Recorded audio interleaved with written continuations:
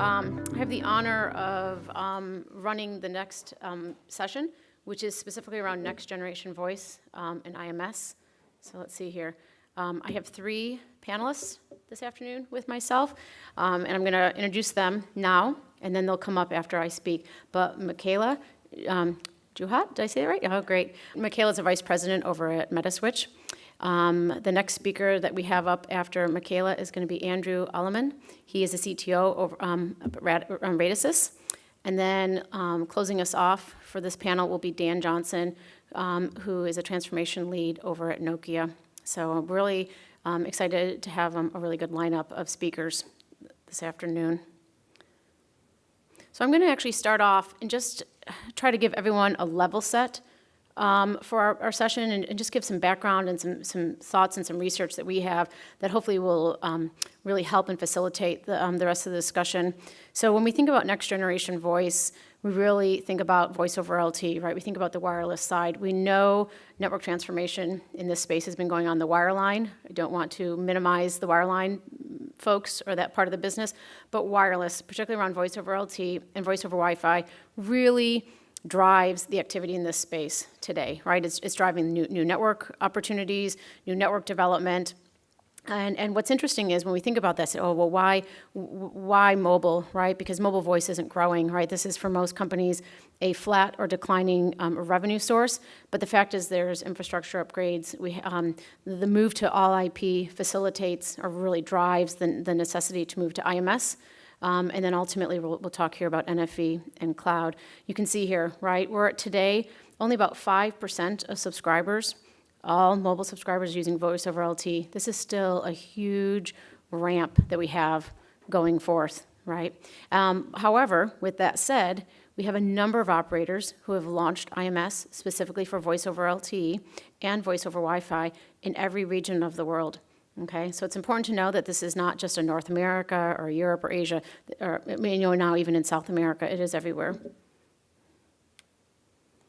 And because of that, right, so we have operators deploying new networks specifically to deliver voice services. And I should say it's not just voice, right? Voice is the first capability, and then we see things like around video, we see things around APIs, open APIs, taking a lot of those communication capabilities around voice and messaging and doing other interesting things with them. But because of that, right, and a lot of operators have just been doing this over the last few years, it is facilitating the move to virtualization, specifically NFV, for IMS. And so this is a question we ask, right? So this is earlier this year. We asked service providers that are or are in the process of deploying IMS networks, how they're running those network elements, right? And we didn't specify which network elements. We were pretty broad around IMS core pieces. But today, right now, most of them are deployed in what we would consider to be more purpose-built hardware, either in an HCCA chassis or even just that purpose-built, that last bar there, you see that 50%. But the important thing here to note is that it is shifting, it is changing, right, as it moves more and more to software. And you can see that in 2 years' time, the majority of operators will have their IMS core elements, or at least some portion of them, I shouldn't say all, but at least some portion of them running as a VNF in an NFV environment. And that's really what we're going to talk about today, right? What's happening there.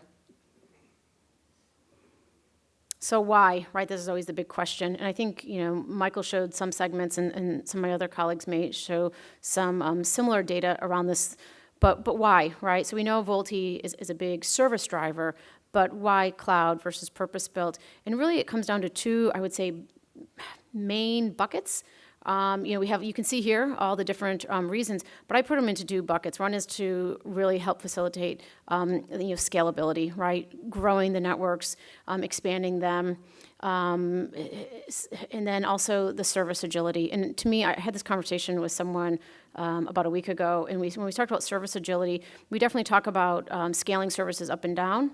But also just the ability to be more agile on the operations side, right? So this is service agility, but it's also operational agility, right? And that really goes to that first point here in terms of, how can I save time, save operational costs, just in terms of the upgrades I was with an operator last week, and they are moving quite a few of their network elements to virtualization.